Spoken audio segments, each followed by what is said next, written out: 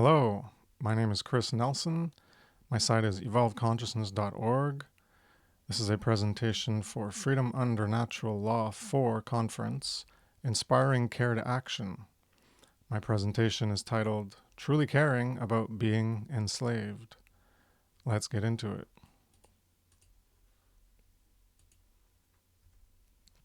Inspire. To breathe in, that's what it means etymologically. That is to take in, be enlivened, excited, stimulated, motivated by. By what? Many things. Anything that comes into our senses or we think of internally, words, ideas, sounds, shapes, colors, actions, other people, etc. And there's two main, categorizations that we can live for and strive for by what we're motivated by what we're inspired by.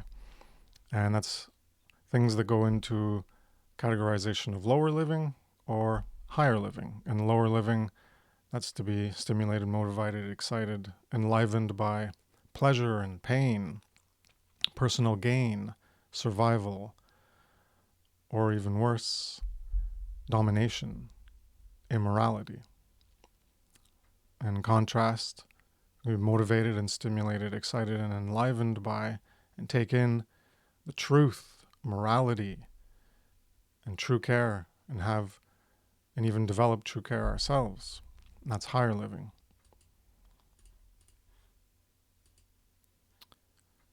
Inspire to aspire. To breathe in. To breathe to or on. Inspire was to breathe in. Aspire is to breathe to or on. One's in, one's out. So aspire has the understanding of to desire strongly, to strive towards. Whereas inspires, you take in and you get enlivened, you get excited, stimulated, and motivated by it. Aspires outward, you desire strongly and you strive towards it.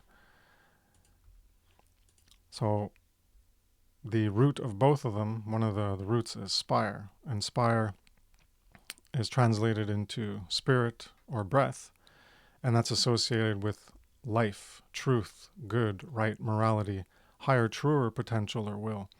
But spirit can also, and the breath, what we take in and what we aspire towards, what we desire and strive towards, can also be the opposite, the dark opposite, the spirit in which we do things. So be inspired by something and care enough to aspire towards actualizing what you took in. Ideally, greater potentials of aligning with truth, morality, good, right. That would be to live for something higher, that higher potential, and not the opposite or absence of, which would be the lower, to live for something lower, those lower things we take in and aspire towards. Inspiration and aspiration emphasize change, internal to external. Strive for the higher potential, morality, not the lower potential, like materialism, egotism, immorality. This is, not going to go into it. This is just to put in, related to like the color coding of all the colors you'll see in this slide. It's very colorful. And this is a presentation. You can look it up on my site, Spectrum of Living. And I go into this, all the aspects of the color coding that I use and the symbolism behind it as I relate it to colors. So you can check that out. Being a change agent through magic or sorcery. A magician in higher will or living, or sorcerer in lower will or living, can influence others in a particular way who breathe in the influence or way and potentially are inspired by it and aspire to it. One can care to change, become higher or lower, and care to carry forward that breath, that way, as part of their way of being and living. So when you use magic, you're a magician or sorcerer. You're a magician or a wizard. When you use sorcery, you're a sorcerer. The positive and negative connotations of aspiring towards that higher or lower potential. And the highest would be towards morality, and the lowest would be towards immorality. Care. Care is the generative principle or creative force. Care is the fire within that powers how we create our individual and shared experience.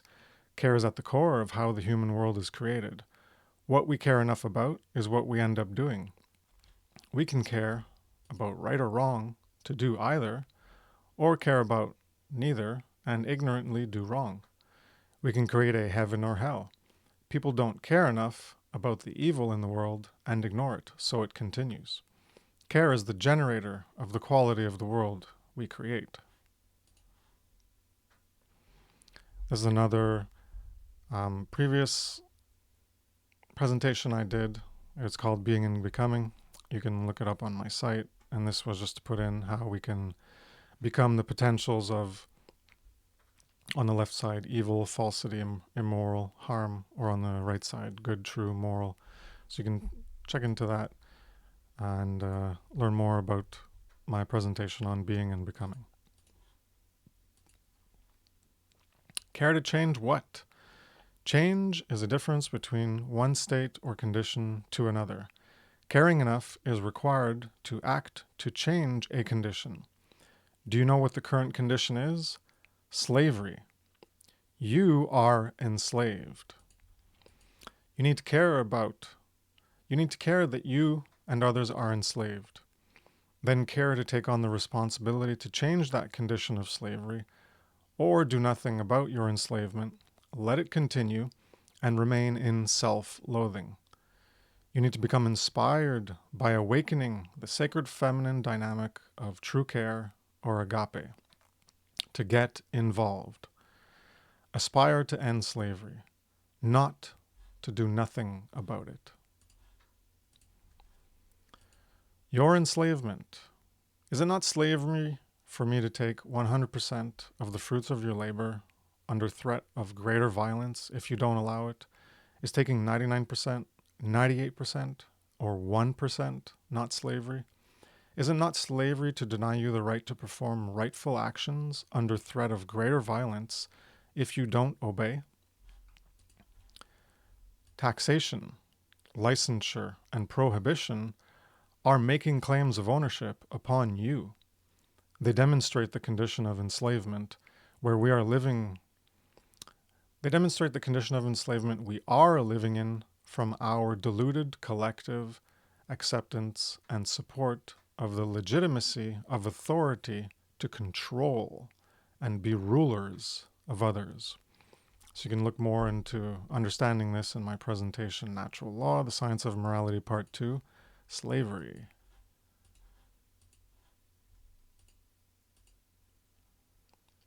Wake-up call. The world doesn't function the way most people think it does. There is a concerted effort to increase the control over your life, restricting your freedom, denying your natural rights. This is about increasing enslavement over everyone. It's been going on for centuries. Those doing this, are so arrogant and view themselves as unstoppable that they talk about what they are doing in books and gatherings. But most people are not paying attention. You need to know there is a problem before you will care about a solution. Heed the call, wake up from apathy, care, and start your journey to learn about and end slavery. The call and awakening is ultimately to become a teacher. Awareness to care. Most people are uninformed, unaware, and spoon-fed what reality is from the media. Can you care about injustice, like ongoing plans to subjugate and enslave you and your children, if you don't even know because you can't see it? No. Knowledge of the current condition of humanity needs to be acquired. Caring to know comes before caring to do something about what you know. Do you truly want or care to know that you're enslaved and give a shit to do something about it? Caring about the problem. If you don't know about the problem, then you won't care about the problem or the solution. But there are other problems than slavery, some may retort and lament. Yes, but the most important are the result of immoral behavior. So the problems, the big problems, the major problems are slavery or control. Well, that's a harm. Government, well, that's the control, that's the slavery, that's the harm. Think tanks, they're all about control. Social engineering, they're about control. Pollution and toxins, there's more harm. And on and on and on, we can talk about all the different harms. And the solution is the punchline. Learn about objective morality. Do alchemical shadow work to align with objective morality. Teach objective morality, otherwise known as natural law. And this quote from Dr. Seuss, unless someone like you cares a whole awful lot, nothing is going to get better. It's not. Time and attention. What are you trying to create? What do you care enough about to put your time into and attention on? What you spend time on and pay attention to influences how you behave, what you are, and what you become. Time and attention are the two metaphysical, spiritual currencies in contrast to the physical currency of digital, paper, plastic, or metal money we use to spend and pay for things. We get a return on our investment based on what we spend and pay with.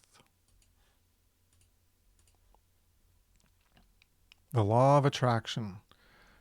We will receive different results in our lives depending on what we spend time and pay attention to.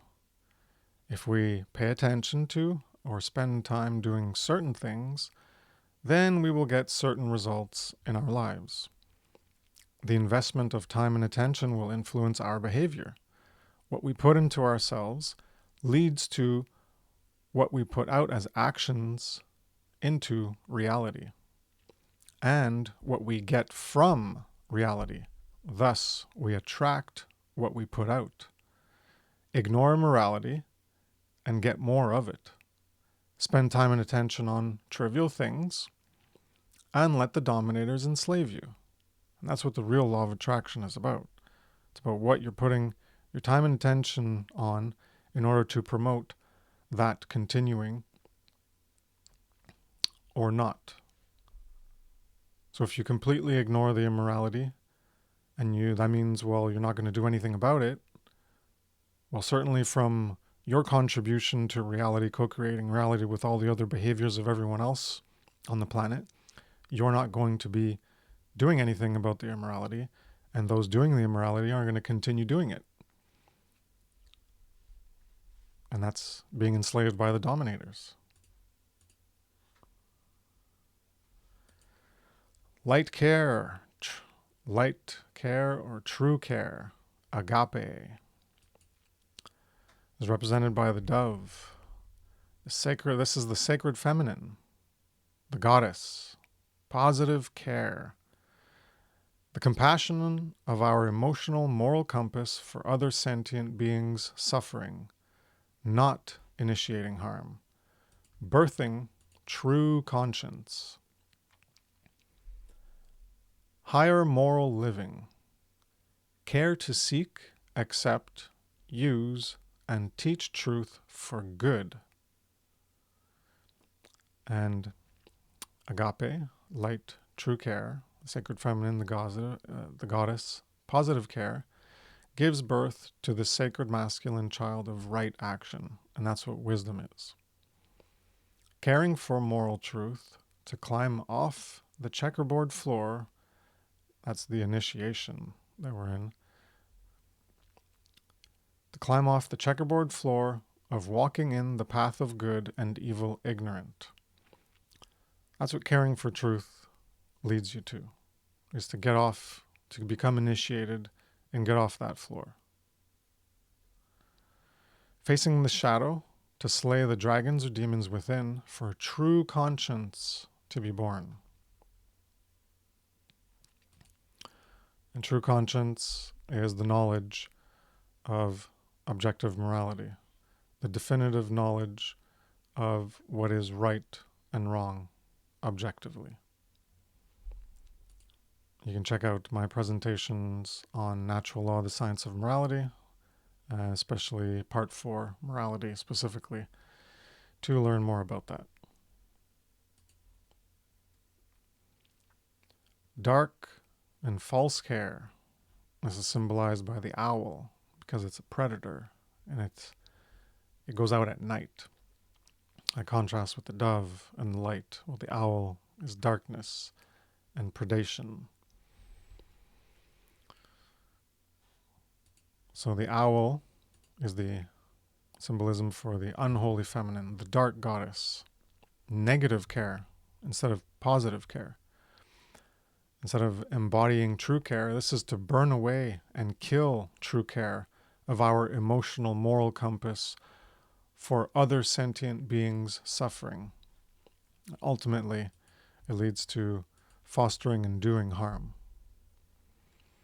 This is lower immoral living. To care to seek, use, and invert truth rather than using truth for good. It's inverting the truth to manipulate.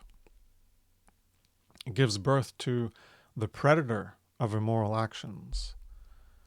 It doesn't give birth to the sacred masculine child of right action.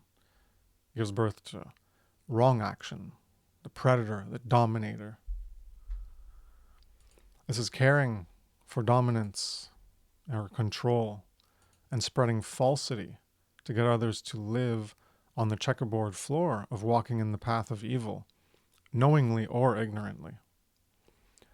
Hiding in the shadows to birth the demons within.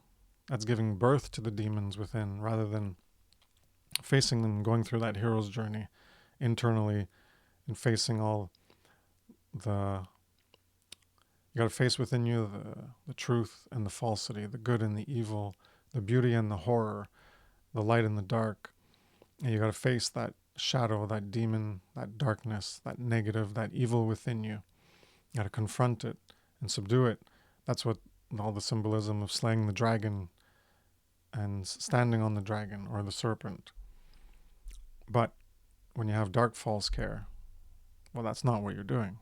Is you're letting those demons in. You're becoming one with them. That's what you're birthing, that predator, that demon, those monsters within.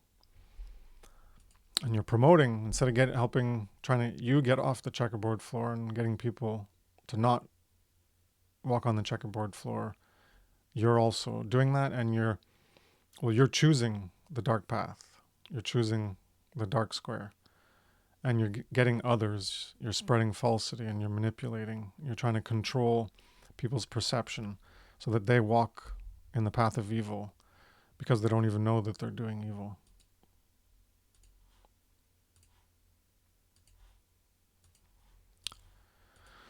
And we also have dead care.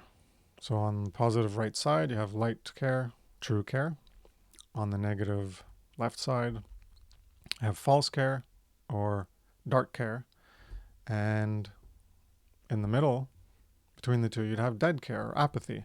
Apathy can be no care, as in, I don't care, or a lack of care to act. Either way, things don't change when you don't care enough to change them. When you don't know or care about how the world is, and let the dark carers drive it, your true care is dead. You're uninitiated.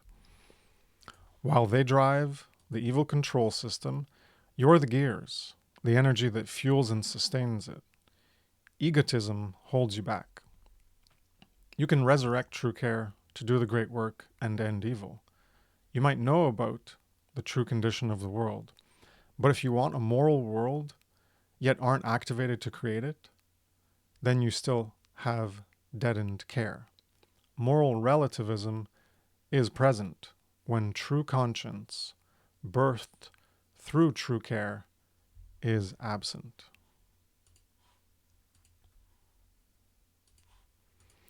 The dead. Apathy for truth is symbolic of being dead, asleep, or unawakened, which is being unconscious and inactive in life.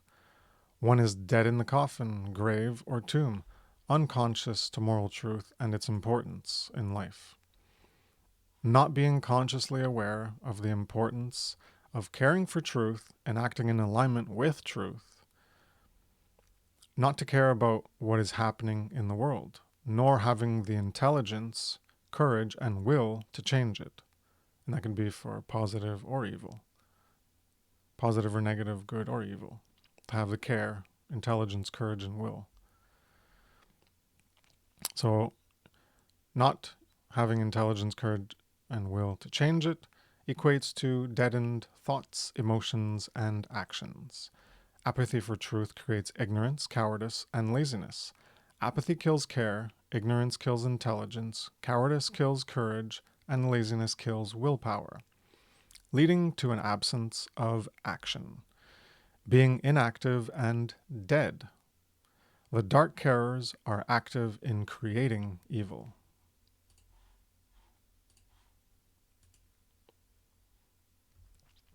Resurrect true care.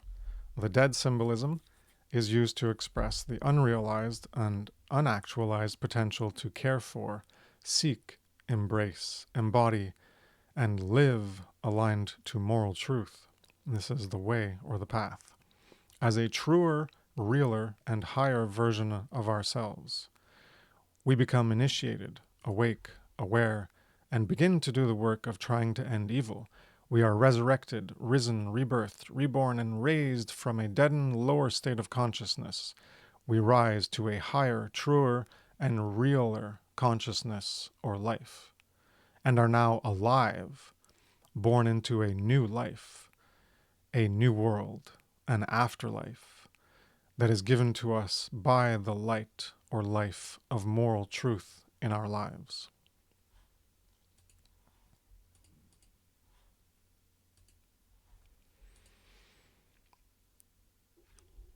So as I mentioned, light or true care on top in one polarity, and the opposite is dark false care on the bottom, and in the middle you have apathy, where you're in the coffin, unbegun, dead, uninitiated. Because the dark and false carers, they are begun, they've chosen a direction. They're not in apathy, they have care, and they have courage, and they have will, and they're using it. They're using their capacities of consciousness to try to change the world and make it the way they want. And the light true carers are doing the same in the positive way. But when you're in apathy, well, you're not doing it either. You're just going with the flow and you're just focusing on your selfish little life. You're not necessarily consciously and actively part of the agenda for evil, nor for the agenda of good to end evil. So dark carers, the sorcerers, social engineers, Satanists,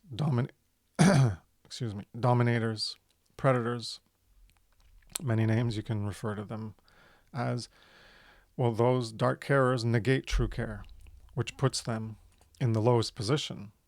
They consciously work to build a hell and rule as masters, and still think they're better than the dead or unbegun.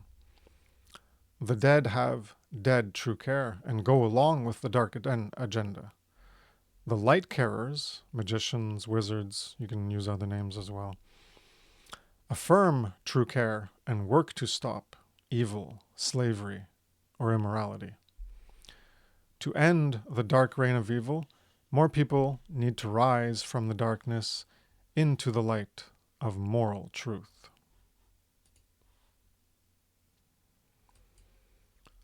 Levels of Satanism. And Satanism is the old religion. Say maybe before there were organized religions, there were always those who were on the dark path towards creating evil. And that was the false mindset, and that's what a religion is. Things that hold you back from your truer potential, from all of our truer potential for creating a heaven instead of a hell. And these are levels. Mark Passio refers to them as tenets. I chose to refer to them as levels because the way I look at it is you can go up in the levels, and when you're at the higher levels, well, those are, you have the lower levels as part of the higher levels. But you can have the lower levels without getting to the higher levels, and it's still a form of Satanism. So it doesn't mean that you have to have all four to have the mindset of Satanism. You can have any of the levels and the subsequent ones before them, which lead to those higher levels. So the first level is egotism or selfishness, service to self as the highest goal. And that's me thinking. How does it relate to you? What can you gain from it? How does it promote your survival? And in the end, you end up having apathy for larger suffering. And larger, I mean things beyond yourself, your family, people close to you, your friends. You'll care for them if they suffer. But beyond that, well, you don't care about larger suffering or on suffering on a larger scale that's happening to more people or larger people, in terms of contrasting to like what's just happening to you that personally affects you because you know them personally in your life. So you don't really care about the suffering in the world, the immorality going on. You're not concerned with it because it doesn't directly affect you. Second level is moral relativism. Right and wrong are what humans decide they are. And it's changing. It's contradictory. So egotism and selfishness will lead to moral relativism. Most people have egotism and selfishness, and they probably also have moral relativism. Most people do, because they think right and wrong is what they decide or what humans overall decide. And that means we don't have rights. Because if you think that right and wrong come from humans, that means rights come from humans, and that means rights can be taken away by humans. Third level is social Darwinism. The most powerful, rich, dominant, etc., the most cruel, should be the rulers and masters of humanity. And because you get to make things up, and you just focus on how it affects you and what you can gain from it, well, then you're going to say, well, because you're in that powerful position, you get to decide what happens to people. And that invariably leads to eugenics, or more accurately called dysgenics as a negative form. Eugenics is trying to promote the good, and dysgenics is promoting bad, evil. So those masters of social Darwinism, well, they decide who lives or who dies. The Satanism of egotism. Most people are their own enemies or opposers, because that's what Satan means. In the Old Testament, the Hebrew word for Satan was shaitan, and that means opposer or adversary. So most people are their own enemies, they're opposers regarding slavery due to the mindset of egotism as Satanism. That would be the first level of Satanism. They only care if something is benefiting or harming them. If they benefit, then they don't really care about the cost to others. That's the game of politics. Vote to get what you want by stealing from others. That's what taxes are. Or foreign resources. Yeah, we want those resources. Or you support what your government does and you vote and they go steal resources and you're totally fine with it. So when you're in this mindset, well, the people, they don't see their own enslavement by their own hands. They're participating in it, the game of politics. As long as they gain from it, that's why they want to vote for one guy over the other, or woman, because they're going to gain. They see that they're going to gain more as opposed to, so they're going to vote for the lesser evil in their mindset, the lesser evil. And they don't see the enslavement they're creating by their own hands. That's why they're their own worst enemies. They're opposers for themselves. They have the opposition, the force of opposition, the adversarial force within them. And ultimately what they're doing is they're promoting authority. They support authority. They want authority. So we are enslaved by authority. Yet most people don't know or even care enough to act to end it. Most people just want to live their lives, not be bothered with the responsibility to end their own enslavement, or even hear that they're enslaved. They're conditioned to accept the inversion of truth, their slavery, and not care about evil, let alone ending evil. They're formed into de facto Satanists, sacrificing true care to focus on their own selfish lives. The personal, increased enslavement of COVID ignited the spark of true care in some, and we saw a lot of that. People started to care more. They started to rise from that coffin. All right, that symbolism of the tarot card that you saw. They were rising out of the coffin. They started to care. But the flame within them, that flame of care, soon died out in most when the measures were lifted, because that level of increased negative that affected them personally in their lives, well, that went away. So things went back to the way they were, and they were totally fine with it at that point, because things were okay again. So they went back into the coffin. It's time for natural law.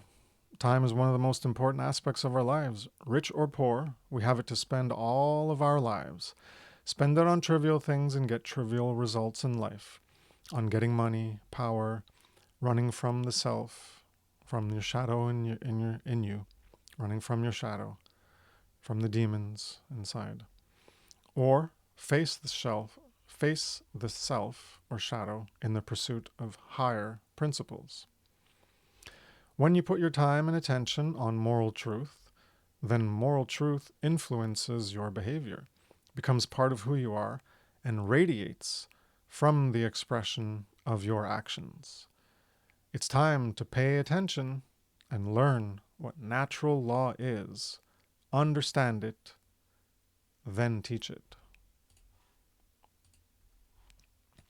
Rights. A right is an action that doesn't inherently initiate harm to another sentient being. Initiating harm is theft of rightful property. Property is based in ownership. The default ownership of a sentient being is their body and their will. Self-ownership. That's what self-ownership is. Other rightful property is acquired by mixing labor with natural resources, which is called original appropriation, or voluntary exchange. That's how you can acquire other rightful property. There are 7 primary property violations or wrongs, which are thefts of types of property.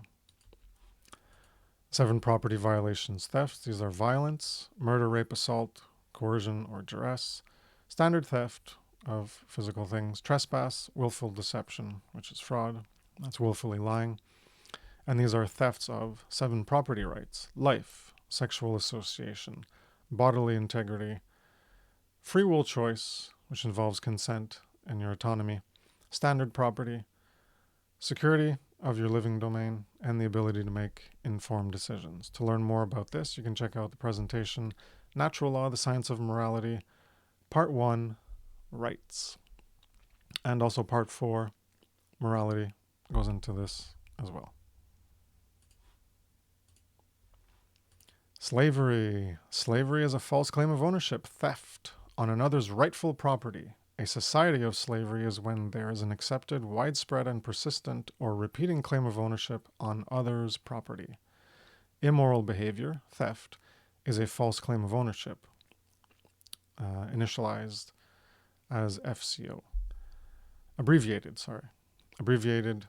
as FCO.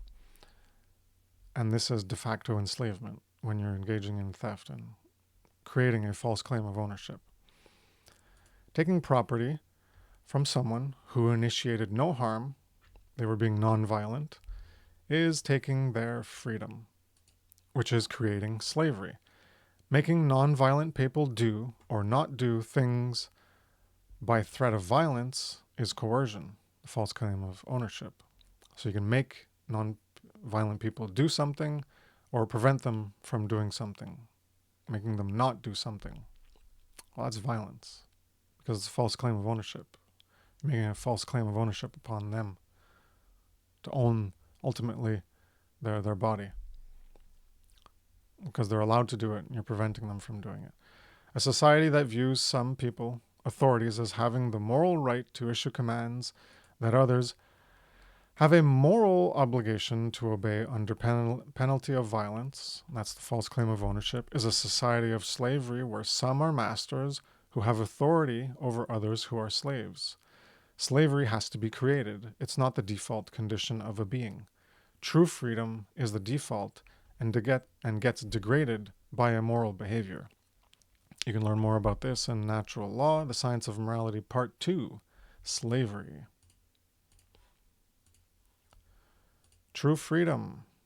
True freedom is the absence of persistent or repeating false claims of ownership, which is theft, or slavery in the aggregate, with the respect of everyone's rights and their defense when not respected. So you respect rights when they're not respected, and we got to come to the defense of those rights not being respected. Preserving and restoring freedom comes from free will. Free will has consent.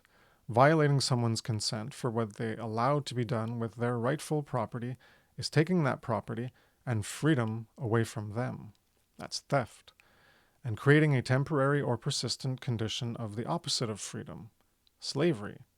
Everyone has the right to unimpeded use of their rightful property and to live by voluntary or consensual interactions with others. Those who initiate harm, theft, abandon their right to consent to harm and can have negative consequences applied to them. Morality. Oh yeah, by the way, the other one, you can find more information on true freedom, Natural Law, The Science of Morality, Part 3, True Freedom.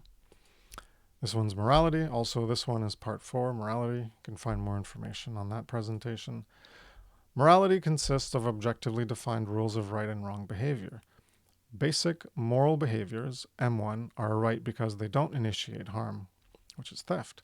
You don't have a right to do primary immoral behaviors, I1, because they initiate harm, which is a false claim of ownership, an act of enslavement, creating evil.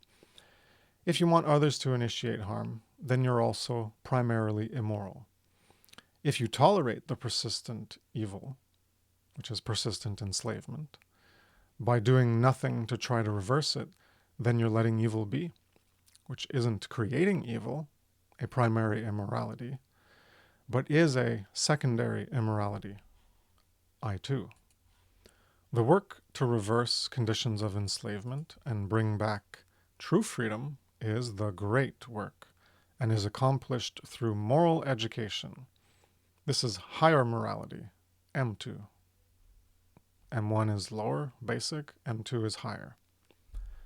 I1 is a more primary, severe degree of immorality, and then I2 is a less severe degree of immorality. Respect the rights of others, the non-aggression principle, otherwise you engage in wrongful harm, theft, and others have the right to defend themselves against your violations of their rights, which will result in rightful harm to you through the self-defense principle. Physical defense against evil is also a higher morality, M2. There's a slide from my upcoming presentation on the law of freedom. The law of freedom is as morality increases or decreases, increases or declines, freedom increases or declines. And this is the equation that Mark Passio eloquently provided.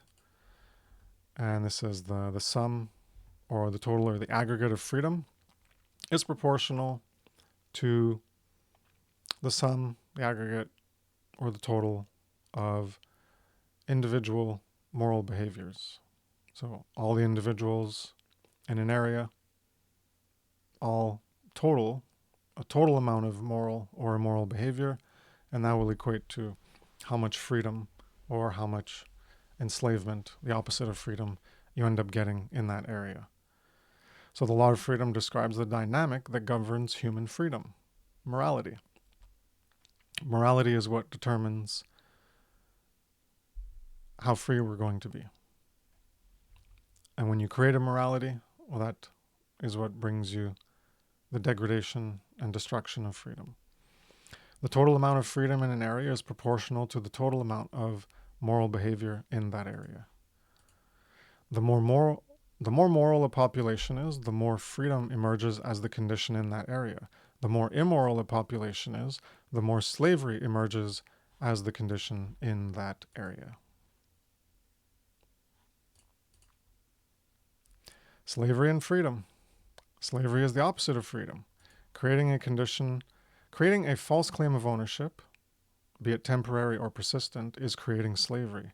An instance of a false claim of ownership is an instance of enslavement. A repeated or persistent false claim of ownership creates persistent slavery as a permanent condition of life. Behavior makes the false claim of ownership. No one has to verbally state, I own you, for a false claim of ownership to be made. No one has to state, I own you, I own you, I own you, when they're doing any false claim of ownership. That is not required at all. The simple action itself of theft, of someone thinking they have a right to do something, means they are making a false claim of ownership and degrading your freedom and claiming ownership over you, essentially. The state of true freedom is present when there is no false claim of ownership. The state of true freedom is absent when there is any false claim of ownership. If the false claim of ownership is persistent, true freedom doesn't return. Not having true freedom while still having some freedoms is a degradation of true freedom and is slavery, be it an instance or persisted. Natural law. So here's a summary ahead of me doing a presentation for it, which will be in the future at some point, on the term natural law and explaining it more in depth.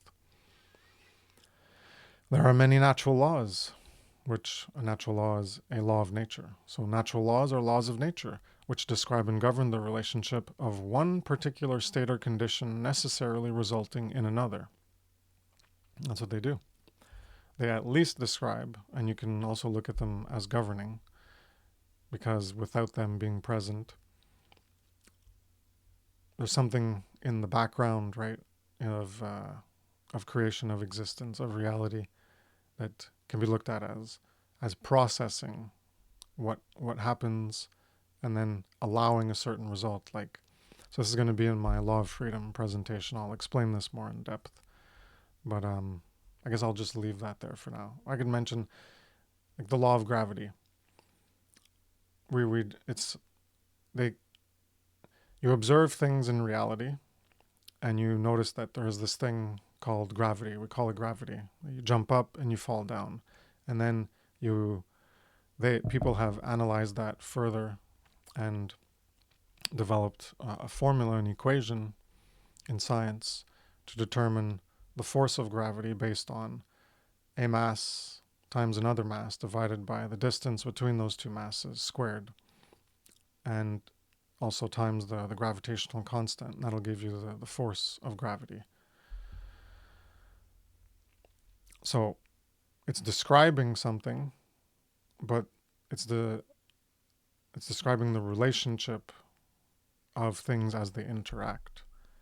Is there something in the background that's doing the processing? So when you jump up, it's processing the things in reality that we call laws. They're there, and because they're there, you fall down.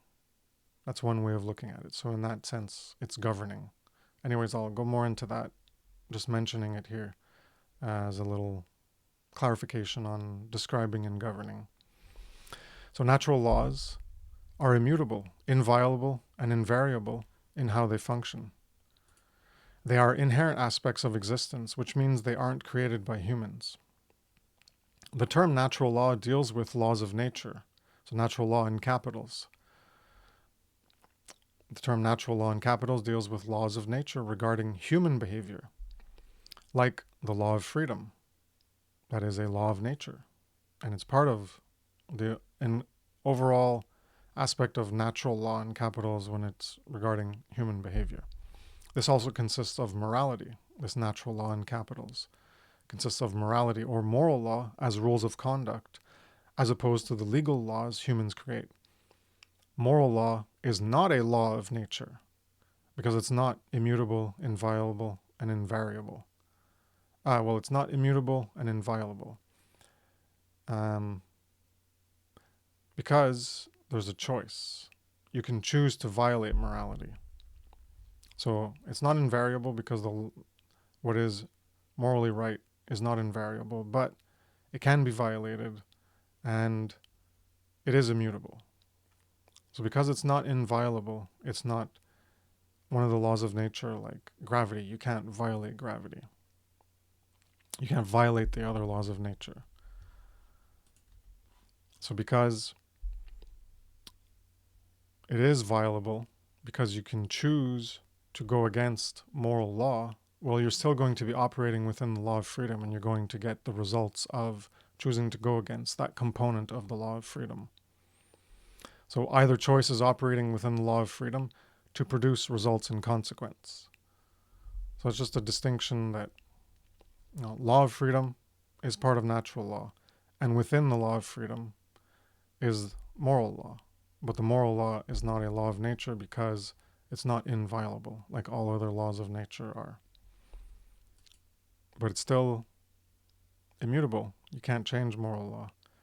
And it's invariable. It doesn't change based on person or location or preferences or whims. Rise, humanity, rise.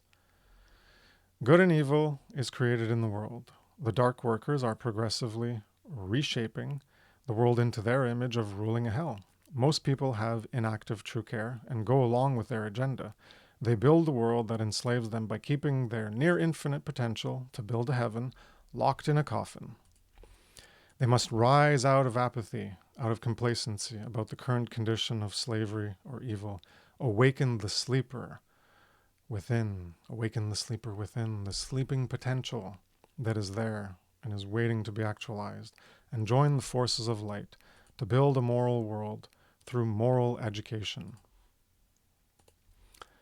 Quantum change, changing the overall condition of a group, is like moving a huge object. One person can't do it alone, neither can a few. It takes a large quantity, a majority, to move in a certain direction to move in a certain direction for the way of the group to follow. If the majority moves in the direction of slavery, well, that's what we get. To get a majority to instead move in the direction of true freedom, they need to be convinced to stop going in the direction of slavery and go another way, to walk another path. That's what the arduous great work is, getting people to care that they support slavery and care to put an end to it instead. Enlarging compassion. Become a bigger circle. Widen your circle of identification and compassion for the suffering of others. This means having agape, the wider form of love, the true care of moral concern for others. This is not just caring for yourself and those around you while you let evil be. Agape love is the law as a base for developing higher will to propel action. The law of freedom functions with all, with true freedom for all who align with moral law. Everyone is going to the same future place or condition with you if you want to truly be free. So if you don't want to truly be free, well, I guess you don't care about moral education then. But if you do want to truly be free, well, then everyone's coming with you or you're not going there. So that's why moral education is required, because you're not going to get there on your own. Moral education. Humans are programmable beings. We're changeable beings. We're mutable beings. We're not fixed. We're not fixed beings. The resulting quality of the being is formed by the information taken in throughout life. Higher quality information, like moral truth, will form a higher quality being, whereas low quality information will form a low quality being. Moral embodiment is the main factor for determining the quality of life of a society, as its failure creates immorality, which is detrimental to life. Learning objective morality is the only way to become a moral being who is capable of restoring and maintaining true freedom. Motivating action. We're letting our potential go to waste. Of all the near infinite things we can do, the potential greatness, this is what we're choosing out of apathy, ignorance, fear, cowardice, and laziness. A system of control or enslavement. Knowing that the condition is slavery, you should be motivated to do something about it. Motivated by the incentive to get what you want, true freedom. Teaching moral truth needs to be done. Learn to truly care and get off your ass. Stop being black-pilled, hopeless, or fearful as an excuse to do nothing. A second birth or resurrection to care more doesn't mean you care enough, right? Getting out of that coffin initially, like I mentioned about COVID, people got out of that coffin, but they went back in. And some people can still be out of it, they can still be learning. But that doesn't mean you care enough. You can still have apathy, being partly dead, inside, which is keeping you inactive. Because if you're not active and doing the great work, well, that means you don't care enough. So that means you still have some level of apathy. Carry the light. Carry the lantern light to seek, find, and learn natural law, and pass the light on to others so that they can carry it, find the path of morality, and repeat the process for us to co-create true freedom. This great work of influencing others to align with moral truth is to be a broken record of repeating moral truth and why or how to align to it, to enlarge the voice of truth for others to potentially come into contact with it. If you don't do this work that will get us out of the insanity of supporting our own enslavement, then you don't care enough to have activated true care. Because if you did care enough to have activated true care, then you would have already have done some great work, something, to try to get people to understand this stuff. Bear the responsibility. Are you going to leave the condition where it's at, make it worse, or change it to try to restore true freedom? Be part of building something you won't get to benefit from. Plant a tree that you won't ever sit under the shade of. That's caring enough, because you're not going to immediately benefit from it, but you're contributing towards that benefit eventually becoming manifest into reality, of manifesting that heaven instead of a hell, of manifesting a moral world. Be inspired, breathe in moral truth, evolve consciousness, and aspire to create a moral world that should be, not the immoral one we have. Breathe the moral truth back out. Bring out that which is within you. Bear the cross, carry the weight, take on the burden of responsibility. So as I mentioned earlier on, 3 steps, right, to the solution. These are like 3 levels of care. The fire that ignites within you. Figure out the problem. Care enough to go seek and learn that the immorality, evil of societies, is due to moral ignorance. Next level, learn the solution. Care enough to find out the solution is education of morality, natural law. So you got to learn about it, right? Learn about natural law. And then you got to apply the solution. Care enough to alleviate the moral ignorance of the world by teaching natural law. Why to truly care? Develop true care to change the world for the better. Caring enough to act to make the world moral is self-love and self-respect. Otherwise, one is still in self-loathing. Stop thinking it's not worth it, that you're not worth fighting for your own freedom, or that it's too hard. Abandon self-loathing.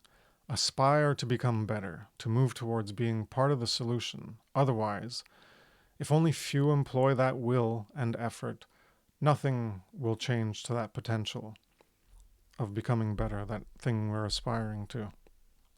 To just want a better condition or quality of life for yourself while still being enslaved means you don't even love yourself enough to take on the responsibility to create a moral world.